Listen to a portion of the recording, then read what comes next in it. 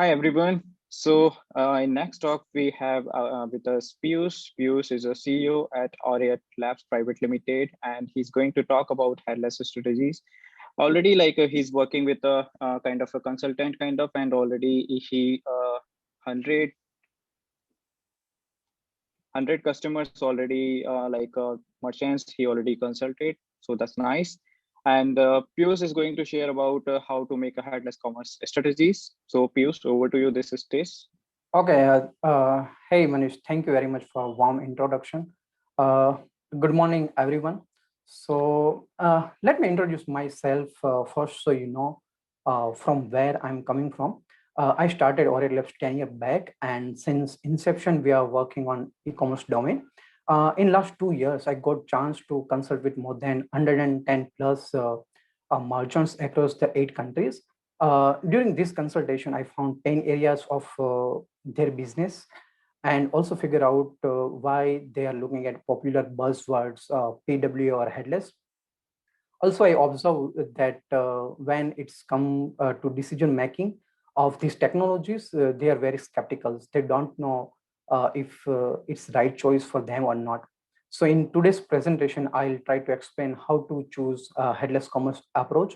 So let's begin. Fine. So my agenda. Very first, uh, okay. Very first, I'll explain modern world e-commerce challenges. Then how headless commerce can solve this problem, and at which stage of your business you should choose headless approach, and what other key parameters to keep in the mind. Uh, During this presentation, if you do have any questions, please post it. If we are running out of time, then I'll make sure to answer all of you in personally after this presentation. Okay, fine. Let's get started. Uh, so very first challenge of modern e-commerce is poor buying experience. If we go a few years back, people was not used to buy online at current scale. At that time, user experience was typical. I would say it was era of 2G and 3G. Even if your website taking 20 seconds to load, then also you were certainly okay with that. But now Generation G wants everything on their fingertip and instantly. If your website taking more time to load, they don't care. They will abandon your website and switch to other. So to give high-end user experience is not your wants anymore, but it's necessity. Each year, your competitor introducing a new technology to their e-commerce, so you have to continuously upgrade yourself to be in the market. Then second challenge is scalability and flexibility. Let's understand this by one example. Uh, Let me take Magento example. In Magento platform, if you want to make minor changes on the checkout page, you have to make changes in many files and to do lots of testing. And then you do lots of testing before pushing it to the live. Gradually, for every new feature, you keep adding new modules on the top of Magento. Then there will be a certain situation where you want to add new things, and it will take more time, and it will impact on your store performance. When you are operating on traditional or monolith architecture, you won't have flexibility to run a new experiment or new features or application to your platform easily. And maintaining such system will need dedicated team, which will increase your operational cost. uh, the last and third challenge, according to me, is speed of go-to-market. For example, if you want to make some changes at front-end layer, then your front-end and back-end team has to work together. They can't work independently. Um, this nature of traditional commerce will take time to launch features or solution to the market. Uh, Delay in go-to-market will cost you more than you may think. Let me explain this by one example, real example. One of our client launched mask category to their e-commerce store during this pandemic, and he started getting around 2,000 order per day. And their operational team has to verify their mobile phone numbers manually in order to avoid risk of shipment returns. To overcome this challenge, client wanted to introduce OTP verification feature, but because of e-commerce platform limitation, it cannot be done immediately as front end and back end team has to work together. Uh, Once development is done, they need to test all use cases and then they can push to the live. But fortunately, we launched this feature and client got ROI within 1 week. Uh, but this don't happen every time, you know. Uh, Here, headless. Okay, to solve all these challenges, headless commerce architecture come into the picture. Many of you already know what is the headless commerce, but if some of you don't, then let me quickly explain. Almost all e-commerce built in last few years are on traditional or monolith architecture, where front end and back end are tightly coupled. All e-commerce platform has its own templating language. Yeah.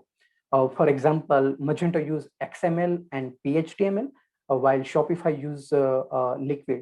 Uh, if you if you are using monolith platform, your developer has to this templating language. They don't have any choice. Uh, a headless architecture is a decoupling of front end and back end, and they can host it separately as well. In headless architecture, front end and back end communicate using API layer.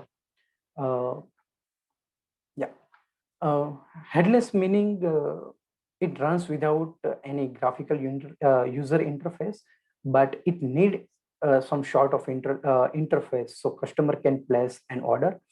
Here we can address front end as a head and back end as a headless or body. This is the terminology. Now let's discuss that how decoupling of front end and back end can actually solve modern e-commerce problem. Uh, okay, fine. Now in headless architecture, now you have independent front end, right? So you can use any modern front end technology to build your presentation layer uh, or PWA. You can use Vue.js or React.js technology for the same. Using this technology, you can build lightning fast store, which actually loads in sub-second. And you can build best user experience without any limitation, which was not really possible in monolith architecture. Let's talk about scalability and flexibility. Your front end and back end can scale independently. Even if your front end receives lots more traffic, this does not affect to your back end as they are loosely coupled. If you want to build Alexa skill or PWA, you can do that. During this process, you will face some errors, but it won't affect on your backend operations. Uh, while in traditional commerce, you have to modify backend and front end code in parallel. In case of Magento, you have to put website on maintenance for important updates. Let me give you another good example of flexibility. For example, for your blog requirement, you can use WordPress in backend and your front end layer will fetch data. Your front end layer will fetch blog data using WordPress APIs and render it on your front end. But eventually, if you want if eventually if you find WordPress is not right fit for you, then you can go ahead and replace it with Ghost or Contentful or Prismic or Graph CMS. There are lots of third-party CMS platform are available right now. And you can do that without any much more difficulties. Okay. As headless commerce is scalable and flexible, you can add or integrate any feature really quickly. Uh, yeah. And let's understand the speed of go-to-market with one example. I believe you will relate to this. Let's say your website is on top of Magento. Your marketing team wants to launch a landing page for upcoming festivals, right? So this will be a typical process. Your marketing head will idealize the page layout. UI designer and your marketing executive brings idea to the life. Your development team, front end and back end, both start working together on the landing page on staging web server first. Your QA team do testing. Once it's approved, now your DevOps guys will pull all the changes on the production, and then campaign goes live, right? So here landing page passes through 7 different processes, and 7 resources spend few hours of time on it, and then it goes live, let's say in 4 days, right?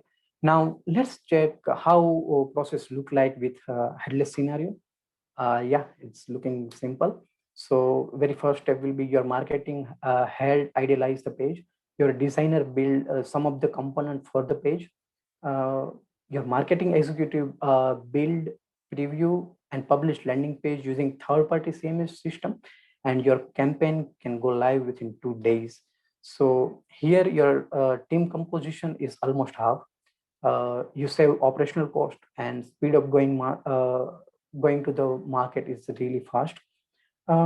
Here, your marketing team is capable enough to run campaign on their own without relying on a backend team. This is one good use case of headless commerce.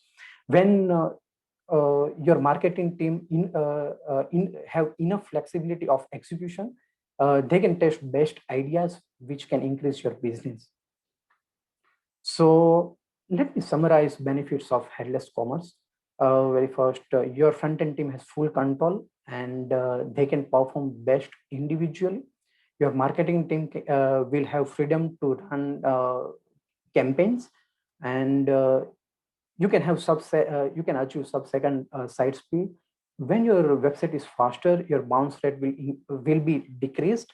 When your bounce rate is decreased, and you have a great user interface, then your ad spending will be decreased. Hence, your customer acquisition cost CAC will decrease.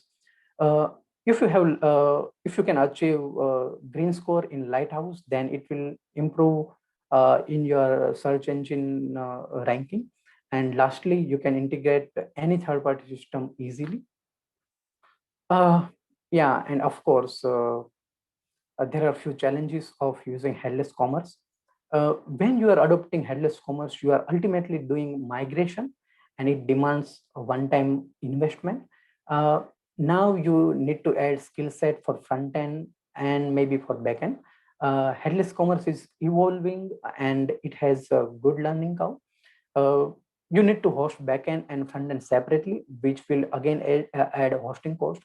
When you are using third party system like maybe CMS system, uh, it's just for example, it will add another cost. uh, yeah, so there is always dilemma that what is the right time to adapt headless approach. uh, Always merchant question themselves that it's for me or not. To do decision making easier, I'll walk you through different commerce maturity models, which may help you to identify your stage and which headless approach is suitable for you. Uh, you just think that headless commerce is your future goal, and if you are at really early in your business, then I'll explain you step by step that how you can achieve that eventually. So there are 3 main stages of business. Let me walk you through each stages. Uh, Very first one is introduction. Uh, when you start your business, you are experimenting the market. You're not sure what will work for you and what not. Usually, to go with SaaS vendor like BigCommerce or Shopify will be wise choice. It's because they are handling all hurdles of IT, and you can focus more on business, what matters most for you. Again, there is a few exception where this SaaS is not right fit with your business model. Then you may choose open source platform like Magento or Shopware. At this stage, usually IT budget is low, and all e-commerce development either managed by a small in-house team or fully outsourced to another e-commerce agencies. When you are at this stage and you want to make better version of your website, then you can go ahead with PWA, which can be built on the top of your monolith, or I would say using APIs of the monolith. If you are doing this, then you are separating front end and back end at the very stage. Of course, doing PWA at this stage normally cost you more than your regular website, but there are some long-term benefits for the same. So for example, when you are building PWA, you don't have to invest on iOS or Android app development unless it's your business requirement. Uh, if you are Magento, if you are on Magento, you can either choose PW Studio or Scandi PW. There are few themes and extensions are available in market which works with PW Studio, so you don't have to reinvent everything again. Yeah. So again, full headless commerce tech is not advisable here. Fine. Let's move ahead with the next stage, which is growth. Uh, at this stage, you experience significant growth. This growth may be unexpected. You got a huge spike, but it is not due to the platform you are using, but maybe it's because your current demand in the market, or you are launching new thing in the market. During this stage, you question to current system that it will scale further as you grow or not. If it doesn't, then you start evaluating a solution which is actually scalable and help you in next stage of your business. Also at this stage, usually business invest on overall commerce architecture and software components like ERP, CRM, order management system, PIM, marketing automation, or analytics or reporting. Uh, this all software components needs to talk with main platform, which can be achieved by APIs. At this stage, many SaaS platforms start struggling. That's the reason merchant move from Shopify or BigCommerce to Magento or any relevant e-commerce platform. At this stage, you can build better version. Sorry, at this particular stage, you can build better customer experience by utilizing API that leverages PWA, and you can expand your APIs until it covers entire front end. This particular thing will help you in your future journey when you wanted to add new touch points. Yeah. Okay, so the last and third stage is maturity. Maturity is key stage in e-commerce business life cycle. At this stage, business are proven, they have loyal fan base, and they try to design best shopping experience. To cope up with market dynamics, they invest in new technology, but they try to make sure that it doesn't put any adverse effect on their ongoing current operations because they can't afford that. Uh, they need technology. They're actually looking for the technology which improves their operational efficiency and optimize operational cost. Also, it should be future proof and flexible enough. Like I said, this is very crucial stage. If you don't stay ahead of the competition, then you head toward the declining stage. By putting average effort, if you put average effort, then you can achieve a plateauing growth, but it's not enough. To achieve booster growth, companies start thinking in many directions. It's uh, either it's adding new top management or replatforming current system and make data-driven decisions. At this stage, adoption of headless commerce tech is excellent choice. It will certainly give boost in technology direction and increase efficiency of the operations. At this stage, this stage is suitable for microservice architecture, where you can utilize industry's best solution available. For example, you can use Contentful or Graph CMS for content management system. For e-commerce engine, you can either use Commerce Tool or Elastic Path, Pimcore or Akeneo. For the PIM, Bolt or Fast for the checkout, Clevo or Algolia for the search, and list is so on. This all system are loosely coupled, so you can change anything anytime. Even though you are in the middle of the Black Friday campaign, And if you want to change anything during the campaign, you can do it without worrying anything at all. Till now, I explained a different approach of headless commerce. I'm running out of time or what? 1 second. Okay, I'll go a little faster. Till now, I explained different approach of headless commerce for different stages, but there are some exceptional where you can still adopt headless regardless of which stage you are. One of our, I'll actually explain this by 3 example very quickly. One of our client launched new website for his startup business, uh, which is well funded, and within 4 months they show a really good traction, and they are aiming for 2 million plus revenue in the first year only. They are adopting headless approach at this very early stage, and that actually makes sense for them. Another use case is if you are rebranding or migrating from one platform to another, you should think on direction of headless. It will certainly increase your little cost, but it will help you in long term, like I said before. Recently, yeah, third example. Recently, I spoke with my one of the merchant who has sizable revenue goals, but their current e-commerce platform has lots of issues.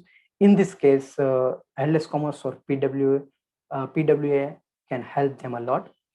Everyone in e-commerce knows that high performing websites, meaning high conversions and good ROI. Think with Google is very Google. Sorry, think with Google is very good tool which I actually use during my consultation to measure ROI of faster website. This tool actually evaluate ROI from the historic data available with the Google, and I actually run this test for Med.com website. Uh, Here you can see how site speed affects on your ROI. I'll clarify site speed and page speed both are two different things. Uh, okay, if you still don't believe that you can improve conversion by making your website faster, fine, I got solution for you. We actually tried this approach with our client before making decision of headless commerce. Either you can build micro website of your flagship products and you can bring traffic and test it if it's working for you or not. If you don't want to try micro website, then best option is you build temporary static page for category or products and do split testing and measure conversion. Please note that the new microsite or page should load within 1.5 seconds. I would say sub-second would be best. Then only you can measure a correct result for your entire website, and you can do all the calculation rightly. Another factor Another factor is headless commerce, which can save your operational cost, and then you can achieve ROI faster. Let me summarize this presentation. Very first, don't fall by buzzwords. Evaluate if headless commerce or PW is right for you based on your e-commerce journey. Adopting headless or PW doesn't do any magic. You have to harness power of this technology. Always focus on CRO and always care about ROI. And this is last and my favorite one. Speed defines the winner. Either it's speed of site, or speed of go to market, or speed of getting ROI, or speed of shipment, or speed of customer support. It matters now and always. Thank you very much. I'm open for the questions if you have any, and if we have time, Manish. Thanks, Piyush. Thank you for sharing all the insightful session about PWA and the commerce solution. And yes, of course, nowadays it is very tough to decide which platform we have to choose. So yeah, that is a very good, insightful session. I think it will help a merchants and developer as well for a consulting and all things. So Okay. yes, we thanks again. We have few questions here in the chat. I have posted to you. Let me. Okay, let me check it. Uh, what is best approach to learn Magento PWA? Okay, when you say PWA, there are lots of platform available in market. There is PW Studio, Scandi PWA, Viewstore Front. I would say Scandi PWA. I would not say Scandi PWA is headless, but I would say PW Studio and Viewstore Front is truly headless PW solutions. The best way you can join the community of the respected vendors and you can learn it faster. Uh, Manish, let me know if our time's up. Otherwise, I'll speaking. Yeah, just last question we can take. Does Scandi PW upgrade like PW Studio? I don't think so. Maybe I'm Okay. not. Yeah, maybe I don't think so. All right. Okay. I think Thanks, so. guys.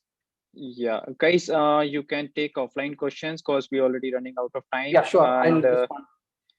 yes, thank you so much, Piyush, again. And guys, we will connect again for PWA section at I think 1 minute. Let me tell you. We will connect at 2:30 again for next PWA session. So stay tuned. And yeah, thanks, Piyush. Thank you very much, everyone. Thank you. Bye bye. See you.